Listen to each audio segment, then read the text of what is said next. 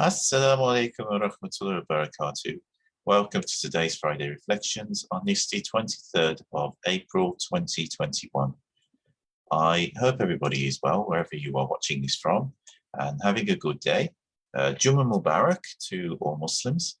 And we'd like to wish everybody in the United Kingdom and also anywhere else in the world where St. George is celebrated, a very happy and blessed St. George's Day. St. George, of course, is the patron saint of England, but he's also the patron saint of a number of countries and celebrated in a number of countries because St. George wasn't actually English. He come from another part of the world, perhaps somewhere around by the Middle East, or some say around by the Balkans or Turkey. Some even say Libya. Actually, no one's really sure. Depends on the account of the story, but he is the patron saint of England, and I'd like to wish everybody a happy St. George's Day. But this is not the subject of today's talk. Yesterday was Earth Day, and I touched on it in my sohbet a little bit, and the importance that as Muslims we place upon the environment, or more rather, I should say, that Islam places upon the environment. Unfortunately, Muslims don't always place importance upon caring for the environment, but we should.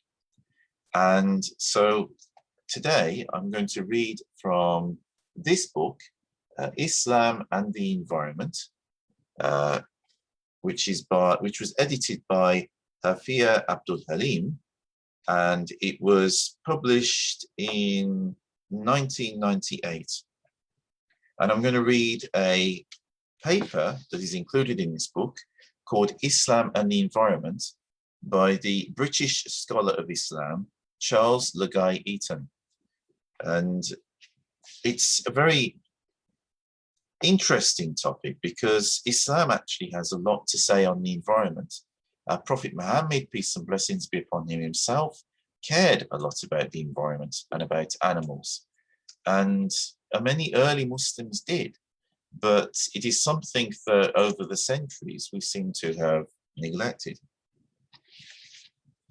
So I'm going to read this paper. It's on page 43 of the book, Islam and the Environment. Spirit and form, the inward, al-batin, and the outward, az-zahir. Questions regarding the human environment and its significance have to be dealt with from different perspectives. There is the spiritual perspective, and there is the practical, earthly one. There is the spiritual perspective and the practical, earthly one. They do not contradict each other. On the contrary, they are like everything else in our lives, and in accordance with the principle of unity, tawheed, which means everything is interconnected. For Muslims, there can be nothing outside the orbit of the faith, since there is nothing outside Allah other than his own outwardness. Every problem that we face and every question that we ask relates back to the center, and the center is always Allah. This world, this universe, and all that it contains are not some chance agglomeration of material atoms, unconnected with our being. It is the mazar, the theatre created for us, in which we live out our personal dramas and fulfill our destiny. The scenery and what in a theatre are called the props satisfy all our genuine needs. And the cosmos itself is neither more nor less than the landscape through which we pass our journey towards the predestined end. Already at this stage, a brief digression seems necessary. Both the Quran and the Bible describe this world as made for us and our use. Christians in recent centuries and their heirs in the post-Christian age have taken this as a license justifying the greedy exploitation of the natural environment.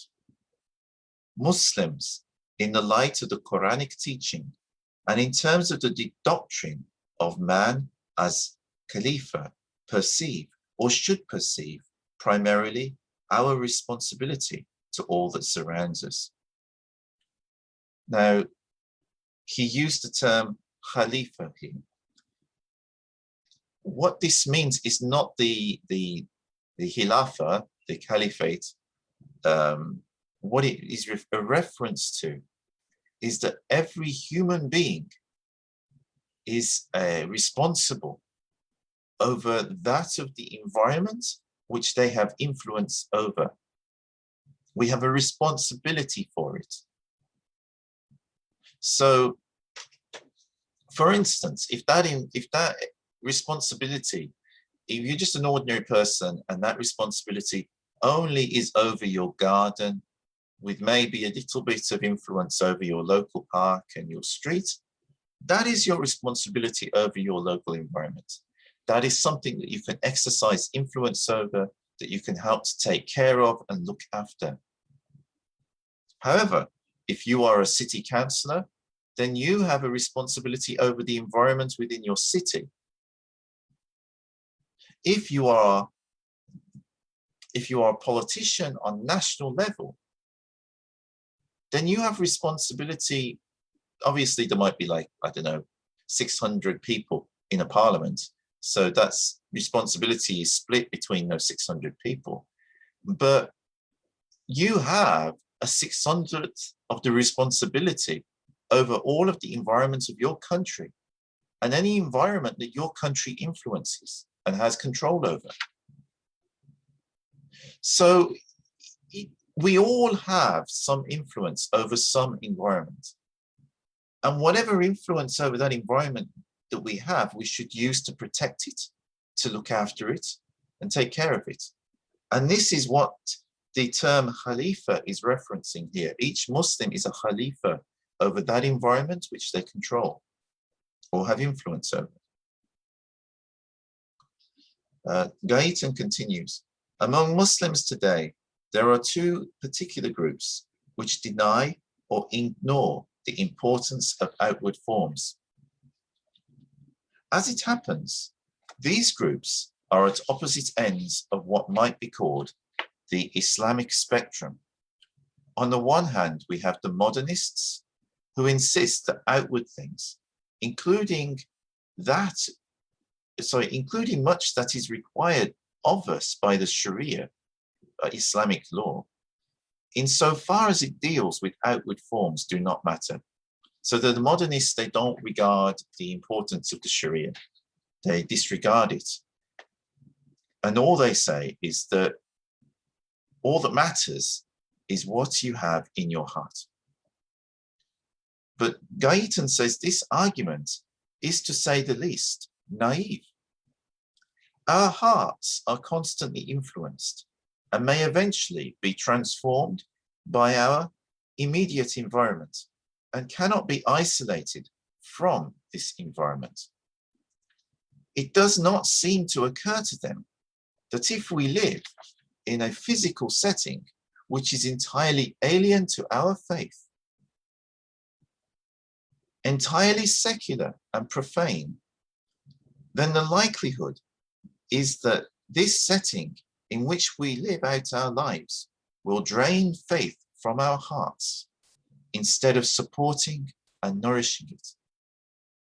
So, while on the one hand there is some truth to the statement that modernists have, that all that matters is what is within our hearts, the reality is all of us are influenced by our environment. So our hearts will be influenced by our environment. If our environment is good, then we will be influenced in a good way. But if our environment is bad, if our environment is negative, then we will also be affected in a bad way, and our hearts will be affected in a negative way. So obviously the environment is of great importance. And this is any kind of environment, the human environment, the natural environment, whichever environment we are in, it will affect our hearts. So the second group to which Gai Eaton refers in this paper is made up of those who are commonly described as fundamentalists. And this includes the political revolutionaries. Whatever you choose to call these particular segments of the Ummah, the Islamic community, they are characterized by a similar attitude. They do not say all that matters is what you have in your heart, but they say all that matters is the moral rule. The distinction between what is, in their view, halal and haram, or lawful and unlawful. This morality, so to speak, removed from its context within the totality of the Muslim's life, and is expected to operate in a kind of vacuum. They forget, if they ever remembered, that Allah is beautiful and loves beauty. In this way, they remind me of Protestants within the Christian fold who see no reason to beautify their surroundings or make surroundings more fitting for the worshipper. Like our so-called fundamentalists, they regard beauty and even comeliness as a luxury, which is to be despised by those intent upon a moral crusade. So Gai Eaton is describing two groups which, broadly speaking, a lot of Muslims fall into today. One are saying that all that matters is in our heart, and they downplay the Sharia. They downplay anything which they regard as from the past and we don't have to follow anymore. And they just downplay all that. Whereas there's another group which he calls fundamentalists here, or he says they're commonly described as fundamentalists. And they place a great deal of emphasis on following the Sharia. So what they understand, and it might not necessarily be the only understanding within Islam, but what they understand as what is halal and what is haram. And that's all that they think about. Halal, haram, halal, haram. But actually, I mean, in reality, neither of these two groups kind of get it, because Islam is a balance. But today, a lot of Muslims fall into one of these two groups, and this is why Gai Eaton mentions it.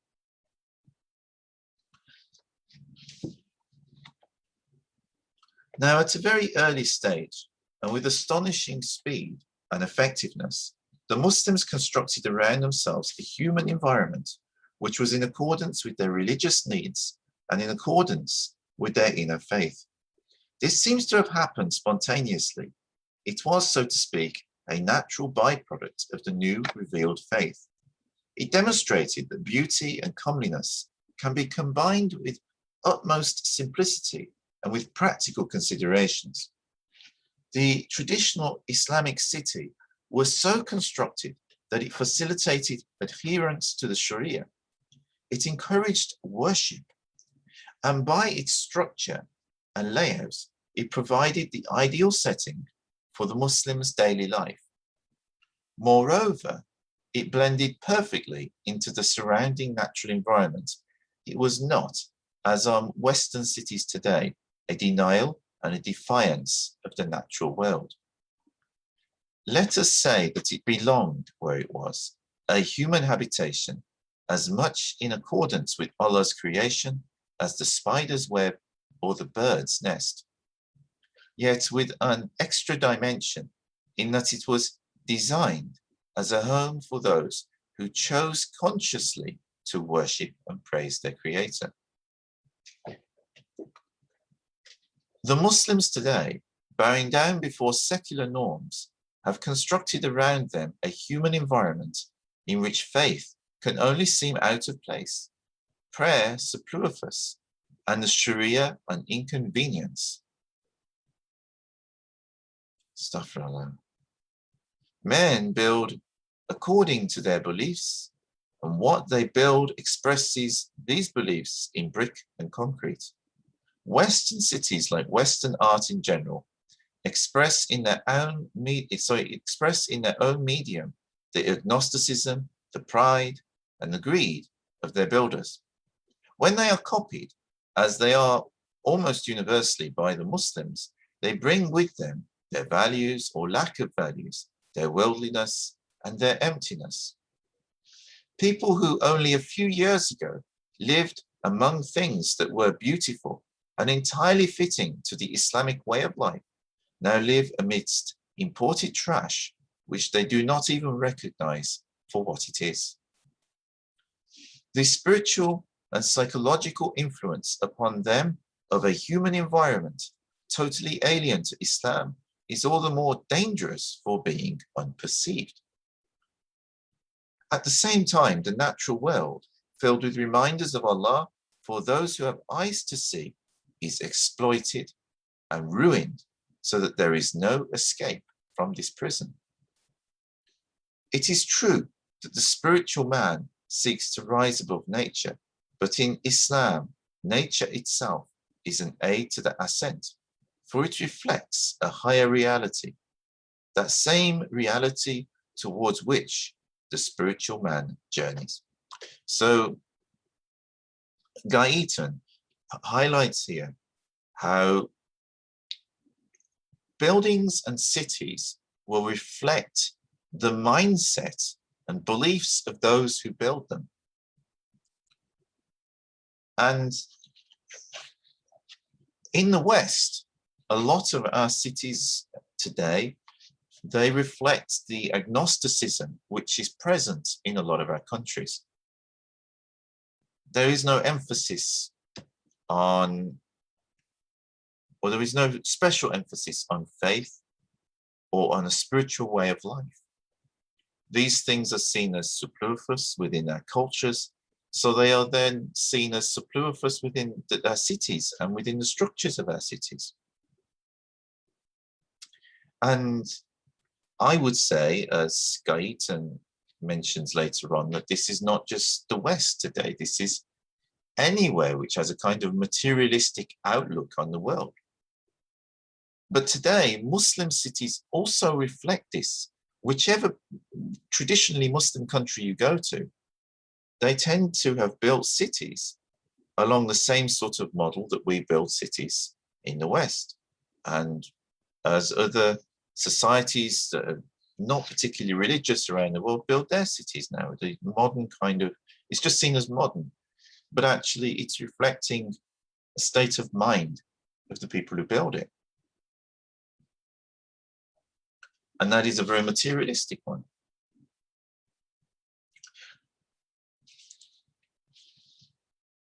And then Gai Eaton mentions an important point. It is true that the spiritual man seeks to rise above nature, but in Islam, nature itself is an aid to the ascent, for it reflects a higher reality, that same reality towards which the spiritual man journeys. So within Islam, we are inspired by nature because we see within nature signs that come from Allah subhanahu wa ta'ala. And this is actually mentioned within the Quran, that surely within these signs are things that people will see who use their reason and have understanding. So, and that is within the Quran, and it is within nature, it's in the natural world. And the Quran itself makes reference to the natural world in a number of places. And again, in a way to inspire us to understand and learn about our Creator and our Deen. Gai Eaton continues, it is a reminder, but I shall return to the matter of the signs of the Book of Nature, which cry out for attention later in this paper. For the moment, there is a different point that he wanted to make. The Quran is an ocean, but human intelligence and understanding are strictly limited. As human creatures, we are scarcely capable of encompassing all the facets of our religion and giving to each its correct weight. Only the Messenger of Allah, peace and blessings be upon him, could do that. It is inevitable that we did in the past emphasize certain aspects of the faith according to our needs and neglect others. That is to be expected, but this indicates that there is still much of the ocean unexplored. There are in the Quran, as also in the Sunnah, practice of the Prophet, elements which are not developed to their logical conclusions because circumstances did not require this. And yet, if I may replace the image of the ocean with a different one, both these sources might be compared to the rocks from which springs gush forth, and from which new springs may yet gush forth when the time demands its renewal. A good point about the Quran. The Quran is an ocean, but human intelligence and understanding are limited. We don't always recognize our own limitations.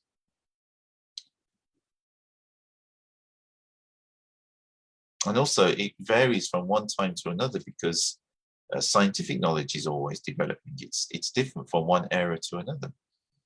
And the more we understand from that, the more things that we see that we didn't see previously.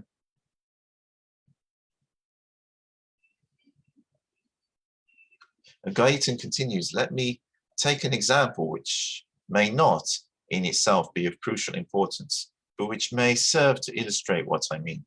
If we compare the three monotheistic religions, the three Abrahamic religions, we find little or no concern for the animal creation, either in Judaism or Christianity.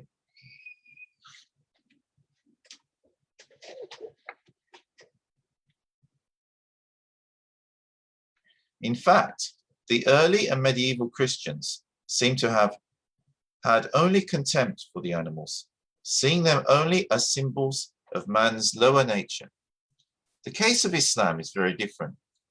For us, if we study the Quran and follow, so far as we can, the Sunnah, this animal creation and our obligations towards it assume great importance. There is a hadith concerning a woman who was condemned for shutting up a cat and allowing it to starve to death, and of a prostitute who was pardoned for saving the life of a thirsty dog.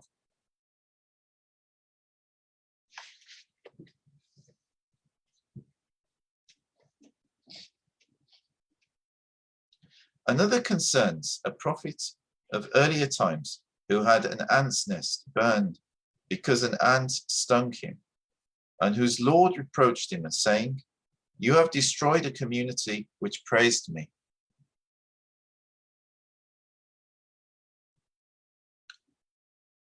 Subhanallah. The Quran informs us regarding the other living creatures on this earth that they are communities like unto yourselves, and the bee and the ant are not neglected. We cannot doubt our responsibility towards the animal creation. Would I not be correct in suggesting that this is an obligation which has been much neglected by Muslims? It must be said that for us, Muslims, obligations take precedence over rights. Indeed, our rights are conditional upon our carrying out our obligations.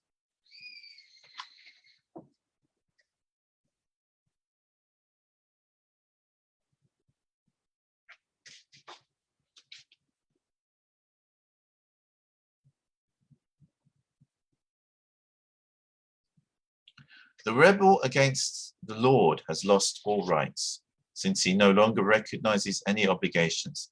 And it is precisely this rebel who today exploits and devours the things of this earth. Only Allah has absolute rights over his creation. Such rights as we may claim are delegated to us and strictly limited in accordance with the needs that he has implanted in us.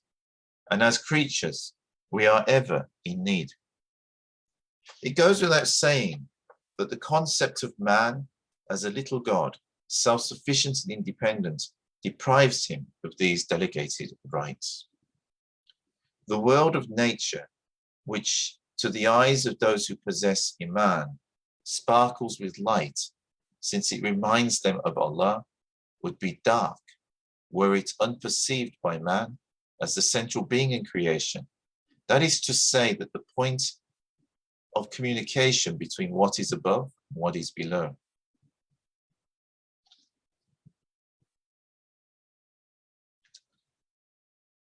Through being taught the names of everything, Adam, peace be upon him, and his descendants gained dominion over the animals, but only a servant, fulfilling towards them the wishes of Allah.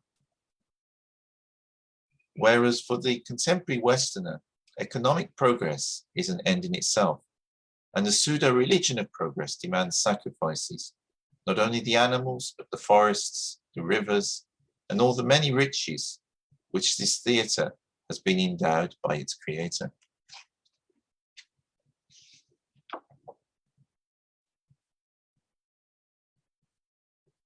So see, within Islam, we are taught that we have obligations, we have responsibilities, and our rights are conditional upon the fulfillment of those responsibilities. There's a connection between rights and responsibilities. Today, many people in the world talk about their rights. You have gone against my rights. You've taken my rights away from me. People are very concerned about their rights, but they're not concerned about their responsibilities. They expect everything on a plate for them, but they're not thinking about what they are fulfilling and not realizing that even within the world, if you look at it from a non-religious perspective, that our rights are dependent upon people fulfilling their responsibilities. And if people don't fulfill their responsibilities, that includes the police not fulfilling their responsibilities to protect people from criminals. Police are people as well. And if they're not fulfilling their responsibilities, then we are vulnerable to crime. If the army are not fulfilling their responsibilities to protect our state from outward threats, then our state might be overthrown. And, so all of these responsibilities are very important. And our rights are conditional upon them.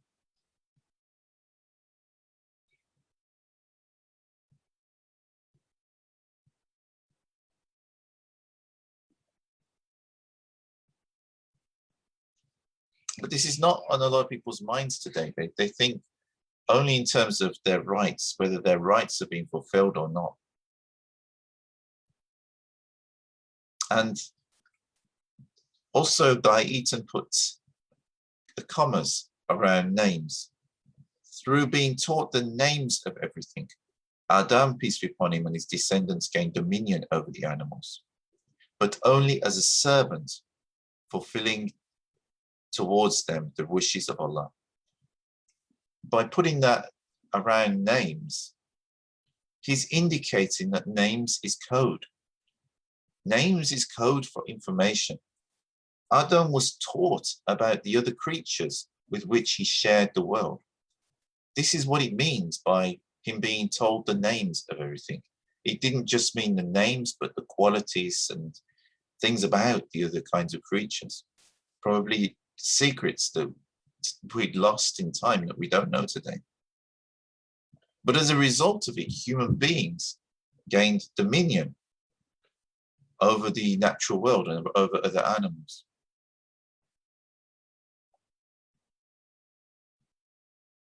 But this was only to be as a servant for God. But within the contemporary Westerner, or anybody who has this kind of modern materialistic mindset, the economic progress is an end in itself. And this has also almost become, he calls it a pseudo-religion here. It's become almost, it is the beliefs of a lot of people. And even if they say they're Christians or Muslims or Buddhists or whatever, their real belief is within materialism. It's having money and economic progress. And they're only seeing things in material terms. And this is why they don't care about what's going on around them. As Gai Eaton mentions later on here, there was a time when the spiritual life was thought of as the ascent of a mountain. But this was an interior ascent, which might perhaps be inspired by the sight of an earthly mountain in its majestic splendor. That perception, that dimension has been lost, hence the thirst to conquer mountain peaks physically. A man is hailed as a conqueror of Mount Everest. No one asks whether he has conquered himself, although that would be a far greater achievement. Again and again, we find them in the modern world offering secular material substitutes for things spiritual, or else the interpretation of spiritual principles is reduced to exclusively worldly terms. If you have not ambition to climb the inward mountain, and if you cannot conquer your nafs, then what is the point of going out and conquering some rocky peak simply because it is there? You see, priorities of people have completely changed today. One of the things that a lot of people have noticed, regardless of what their beliefs are, is that today younger generations tend to lack the self-discipline of the older generations. They lack self-control. A lot of people do, including my own generation. Self-control is virtually extinct. People feel hungry, they go and eat. They don't think about whether I ate only half an hour ago or a couple of hours ago. I feel hungry again, I'm going to eat. Then we wonder why there's a crisis of obesity. It's not just what's in the food, it's how much is being eaten. And if people want to have any other materialistic thing, they just go and satisfy that desire. They have a desire for something, they go and satisfy it. There's no self-control then. Now, whichever religion you look at, all of the traditional religions teach self-control. Because self-control is connected to spiritual growth. You have to curb your desires somewhat in order to be able to focus on other things. It's not to say you become a monk and totally abstain from everything, or try and live off 1 grain of rice a day like the Buddha tried early in his search. But it does mean that we should have some control over ourselves. Otherwise, what is the difference between us and animals? Animal feels hungry, an animal will go and eat. But actually, they cause less trouble than we do in the process.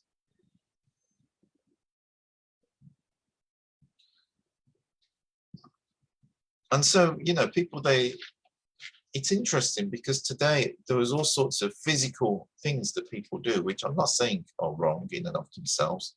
Neither is Gai Eaton, such as climbing mountains or sailing around the world, or many of these different challenges, going to the South Pole or the North Pole, going in a sub to the deepest part of the ocean, living out in space, none of which are wrong. I'm not saying anything wrong with it, but people are looking at these as big achievements.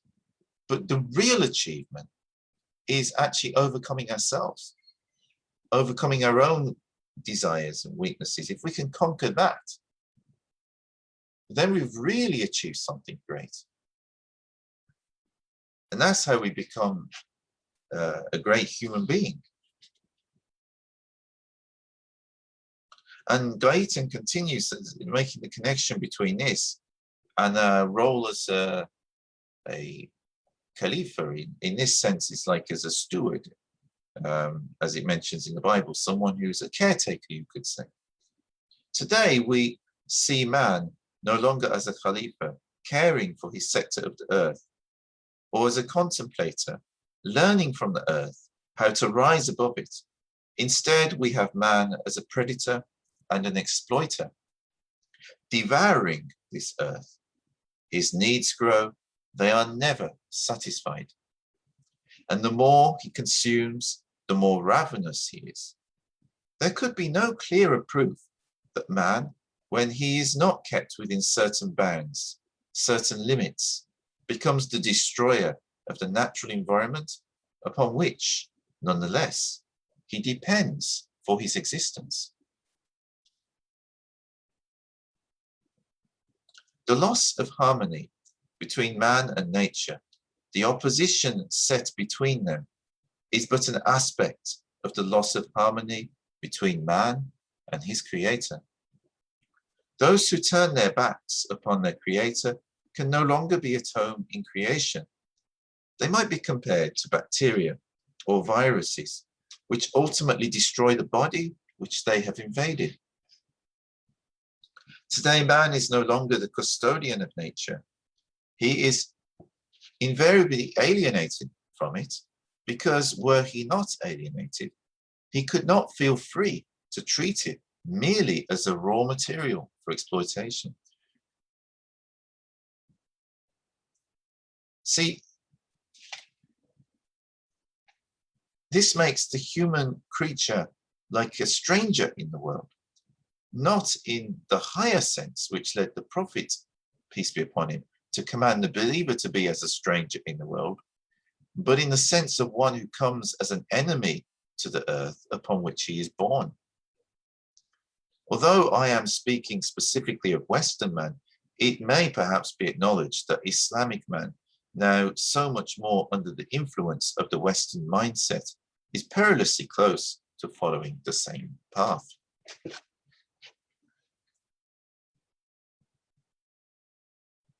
What was it that made possible this view of the natural world, so different to that of other peoples at other times? See, if you look in most societies, it doesn't matter whether the people are Muslims or Hindus or Buddhists or whichever kind of beliefs people had, they tended to revere and care for nature because they understood that they had a place within nature. They understood the connections between the fact that what we eat comes from the earth, the air we breathe, it comes from the natural world.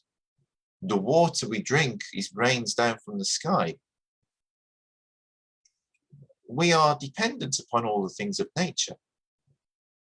And if we upset the balance, then we will ultimately suffer.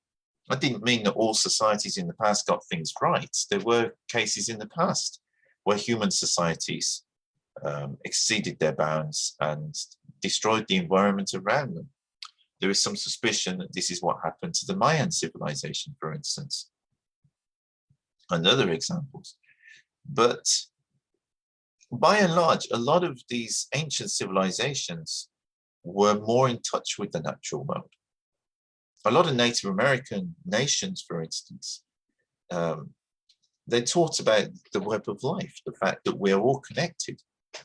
We're all in the circle of life. And if we unbalance that, then we will break the bonds that we depend upon for our own survival. So we will suffer.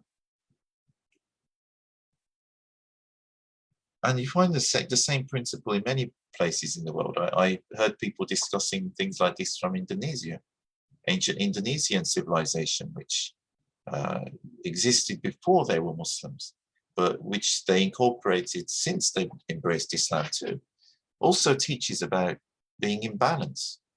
Although, of course, today, many modern countries have lost that balance, even if it is within their traditional teachings. And Gai Eaton traces this to the French philosopher Descartes, who emerged from culture into which he was being born. And Gai Eaton says it was, I believe, Christian dualism, which made such an absolute division between the spiritual and the material that gave rise after many centuries to the secular conviction that the visible world is indeed a separate and hostile order of reality to the human one. And from this, it was a short step to regarding matter as the only reality. We hear a great deal about contemporary materialism and the love of this world, which has replaced the love of Allah. It might be more accurate to say that this is simply the wrong kind of materialism, the wrong kind of love.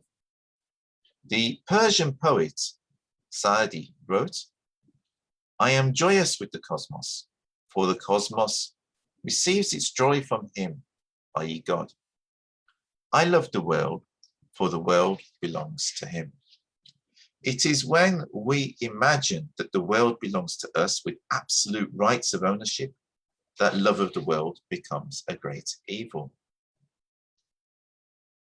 The Prophet is reported to have prayed, "Lord, increase me in wondering."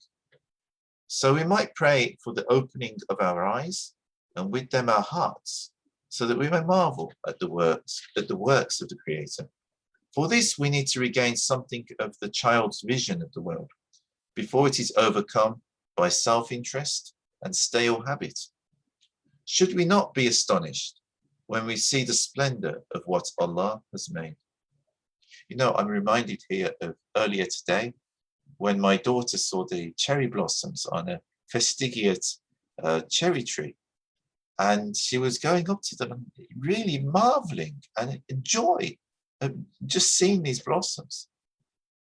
She could see the treasure that they really are. And yet, how many people just walk past them or give them a momentary glance without looking at those blossoms and seeing just how remarkable each one of those blossoms is? And that tree grows maybe hundreds of blossoms. And each one of them is so beautiful. And unless it's been attacked by insects or something, is perfect. I mean, this is remarkable. And yet, we don't think about it like that. We don't see it that way. But children do.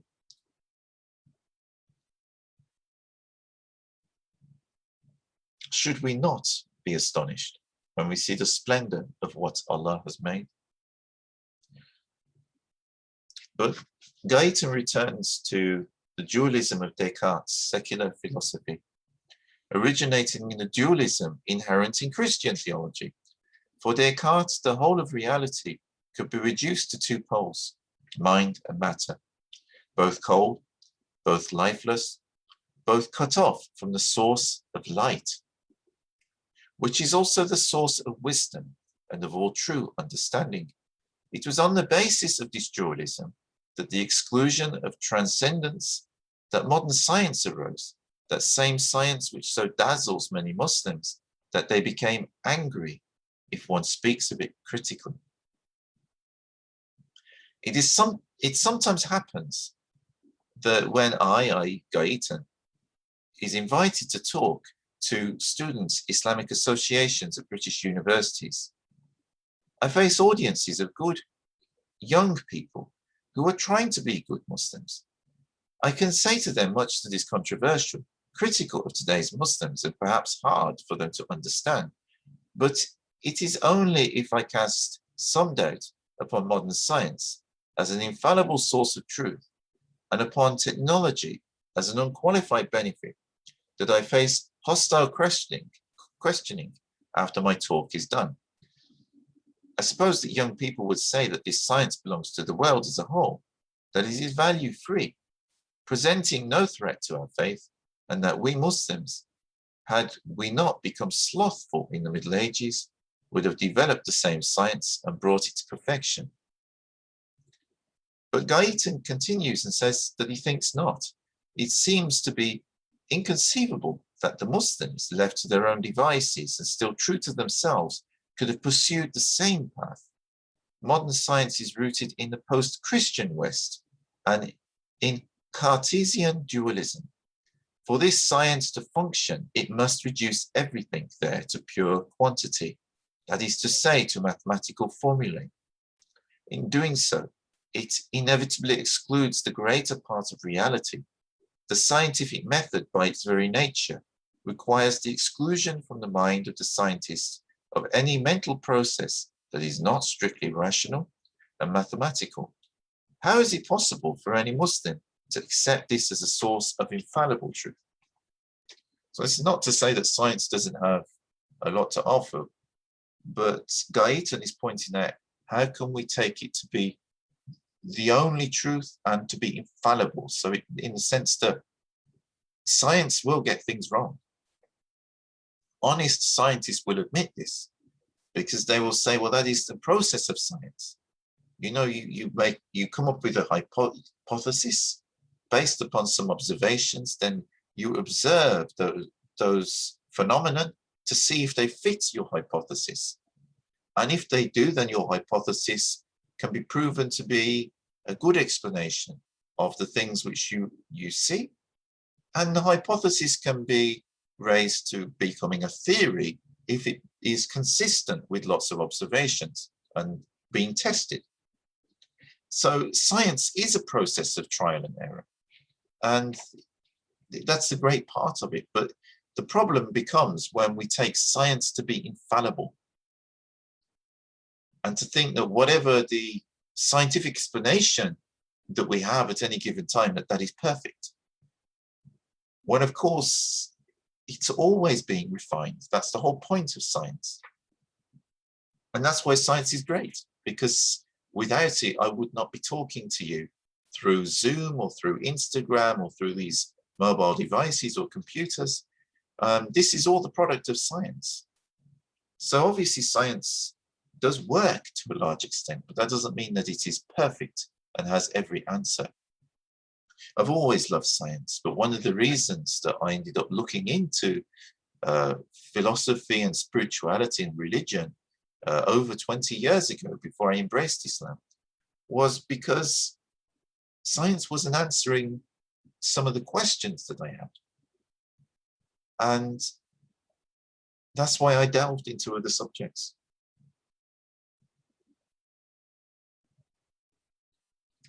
Gai Eaton continues, even the most ignorant among us knows that there is nothing that is independent of Allah, nothing that is self-subsistent. The moment we acknowledge the authority of revelation, we have become unscientific. The scientific method as such is immediately destroyed the moment we acknowledge even the possibility of revelation as a source of knowledge. And yet, one will be asked, how is it that the material world falls so neatly with the theories of the scientist and appears to conform to his conclusions? In Islam, we can admit of no absolute boundaries between one aspect of reality and another, since all reality derives from Allah and is dependent upon Him.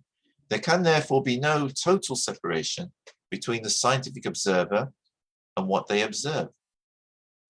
Many writers have drawn attention to the great changes that have taken place in this century, particularly in the science of physics. Matter is no longer considered as something entirely knowable, and the previous absolute faith in mechanical laws has given way to a less rigid view of the physical universe. This is true of certain scientists at the very top of their profession, but their theories are so complex and so far beyond the understanding of the ordinary person that the rest of the scientific profession, including science teachers in schools, continues to think and speak in terms of pure materialism. For them, everything that exists is fully explained by science, and that is the end of the matter.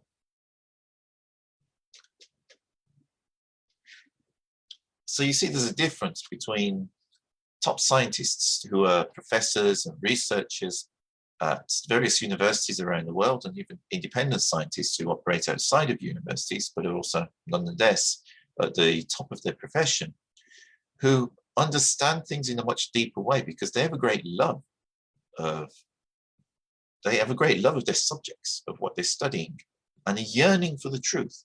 So they really delve into things on a much deeper level. And they're also, like Stephen Hawking previously, are willing to take a step back and reassess their theories when they encounter evidence which makes them question their theories. So they take a step back and look to refine or alter their theories. That's what good scientists do. But the reality is that the general understanding of science among a lot of ordinary people, and these can include science teachers in schools, is that science explains everything. When the reality is that science explains a lot, but science doesn't explain everything.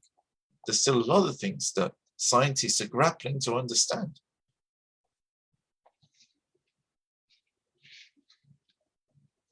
Gai Eaton continues that he has a friend who works in London hospitals, though not as a doctor, and she remarked to him once, among the medical staff, the reaction to the fact that she is a religious person is always one of patronizing tolerance. They are too polite to tell her that she is childish, but this is what they imply with their attitude. They imply that she believes in fairy tales. They still hold fast to the wholly mechanistic view of reality and still assume that science has eliminated God from the universe. The fact that quantum mechanics and the interdeterminacy principle and all the ideas advanced by physicists in recent years have made their positions untenable has had no impact upon them. They might as well be living in the last century in which that mechanistic interpretation was unquestioned. It is their influence which spreads far and wide through education and through the media. So you see, what's happened is the ideas of top physicists hasn't necessarily filtered down to everyone in the rest of society. And among those within academic careers even, who are teaching our young people. So because of that, old ideas which have become outdated are still being taught as if they are facts when they've actually been disproven by more up-to-date scientific research. That's not to say that science has proved God, but science has certainly not disproved God. And this is becoming ever more apparent with more and more research. I mean, it's like once you get down to the quantum level, matter doesn't behave as you expect matter to behave. Now, why is that? Scientists are still working out how that could be. This is why there are theories out there in quantum mechanics and string theory, which seek to try and explain observations which they are finding very difficult to explain. Why does a wave behave sometimes like a wave and sometimes like a particle? They're still working on it. And just the very fact that that is the case puts into question the materialistic view of reality. And even Einstein himself, who came up with the theory of relativity and around which much of modern scientific advances were based, explained that energy and matter are the same thing, that there's a connection between energy and matter, E equals mc squared. And that in essence is indicating that everything is really energy. And think about that for a moment. All matter is really energy. This is something Einstein proved. Well, if all matter is really energy, then how can we really have a very materialistic view of reality? And where does energy begin and energy end? It's all connected.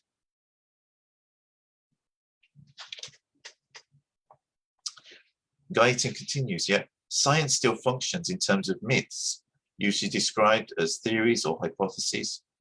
And the most powerful of these is the myth of evolution as it is commonly understood. It accords so precisely with what the post-Christian world wants to believe. It satisfies the need for causality on the horizontal level. That is to say, for a purely materialistic causality. The fact that it is unproven has become irrelevant. Yet it is this myth, more than any other, that has undermined religious faith in the West. Which came first, the myth or the abandonment of faith, which it is thought to justify? That is like asking what came first, the chicken or the egg. It has also provided further excuse for the disregarding and despising what is assumed to be inferior. If man is the evolutionary crown of matter, then all lower forms, whether plant or animal, are like rungs of a ladder, which can be kicked away or misused by the climber. So superior is he that it would seem absurd for him to show respect or consideration for other forms of life. Before I leave this topic for more important considerations, there is one further point that needs to be made. Let us take the example of a clock. The scientist studies with great intellectual rigor the mechanism of the clock and the manner in which it functions. Beyond that, he goes on to study the atomic structure of its parts, and he displays an encyclopedic knowledge of all that is contained in this casing. But can he tell the time? A clock exists only to tell the time. In short, our concern as human creatures is with the meaning of things. Their structure and the precise manner of their functioning may be of interest, but it tells us nothing about the meaning. It's a very important point. But I note here, Gai Eaton said, the most powerful of these is the myth of evolution as it is commonly understood. So I'm not sure if Gai Eaton actually accepted evolution on some level or not. I actually do, because, I mean, evolution itself was a theory that was described by Muslims going back to Al-Jahiz and Ibn Khaldun in his Muqaddimah, long before Darwin wrote anything about evolution. But at the same time, of course, their approach to evolution would have been that this was the means through which Allah created. And the one form of life did give birth to variation, which eventually became other forms of life. But this was just the hand of God in it. This was the way that Allah created things. Whereas, of course, the materialistic evolutionist sees it all as being independent of God. That it was just a chance that things turned out the way they did, based upon external factors, which again also happened by chance. So all this remarkable world that we see around us was just by chance. And there's countless chances, you could say, and coming together of things that happen, but they don't see any meaning in it. Whereas, this is why I think Gai Eaton mentions the clock. But it does, if we see ourselves, whether from a religious perspective, actually, because also Christians tend to believe that human beings are the pinnacle of creation. So then when people left Christianity and become atheists and agnostics, they adopted a certain view of evolution, which made them see themselves as the pinnacle of evolution instead of the pinnacle of creation. Either way, the arrogance of humans sticks man at the top of creation and says that we are the best. This is a very arrogant view to hold. How do we know that? Now modern astronomy is discovering planets out there around so many of the stars that they now realize that planets may be commonplace.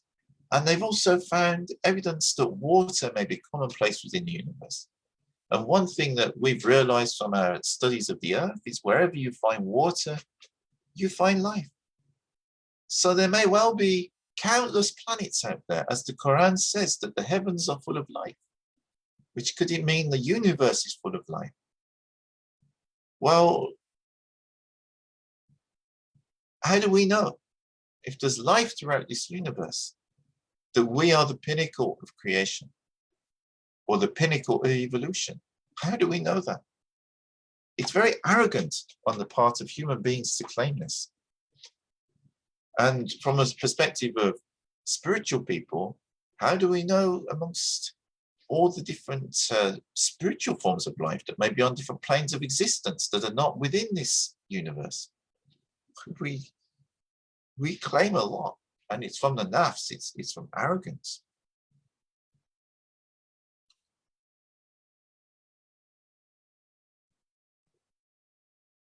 And Gai Eaton points out that when we have this attitude, there is a tendency to look down upon other forms of life, and we tend to destroy them. But this is not the way that Islam is taught. It's nearly time for me to break my fast, so I'm not going to be able to cover everything that's in this paper.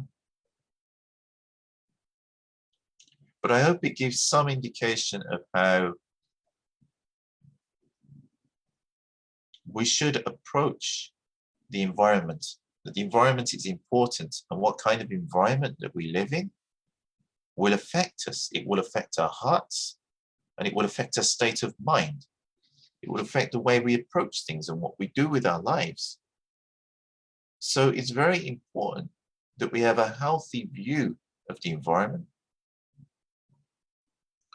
And as Gai Eaton says later in this paper, to neglect our duty towards the natural world is not only to harm ourselves and perhaps in the long run imperil human life itself, but it is a betrayal of the trust which we accepted when we bore witness to the Lordship of Allah in our primordial covenant. And in being faithful to that trust, we are also protecting and furthering our own interests during our worldly existence and that of our descendants. You see, if we don't take care of the environment, we are betraying the trust that we promised to God on that day when we acknowledged that Allah is God and that there is no other gods before him, and that we will be true to this when we were born into this earth. This is a belief that we have within Islam, that there was this meeting took place between all souls before they came into this earth. But when we are faithful to that trust and we look after this earth, we help ourselves as well. It is actually within our self-interest to look after the earth. Because if we look after the environment, then we ensure our own survival and also that of our children and their children.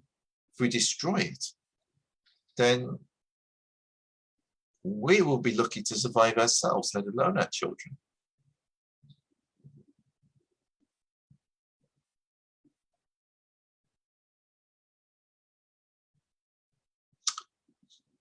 Gai Eaton then goes very deep and says, I have already suggested that our environment may be perceived and understood at different levels, both revealing and veiling reality. The veils are thick, as they must be if we are to live our lives in this world. We know that, were these veils to be completely removed, this world would no longer exist. But what is it that lies beyond these coverings? Could we but see it? What is our real environment? As against what we perceive with our poor senses and about which we conjecture in our poor minds, Allah has named himself Al-Muhit, the all-encompassing. In accordance with the hadith concerning prayer, though you see him not, yet he sees you. We live always in the divine presence. If we knew this fully and plainly in our everyday experience, we would not be here. We would be totally and finally with Allah. Our relative blindness is from his mercy, so that we may experience existence. But we have nonetheless to remember and take note of our real situation in our every decision and in our every action. Wherever you turn, there is the face of Allah. To keep this ever in mind is key to all good, for no sane person could do wrong in that presence. How better can we show respect for that unseen presence than by showing respect towards that which veils him?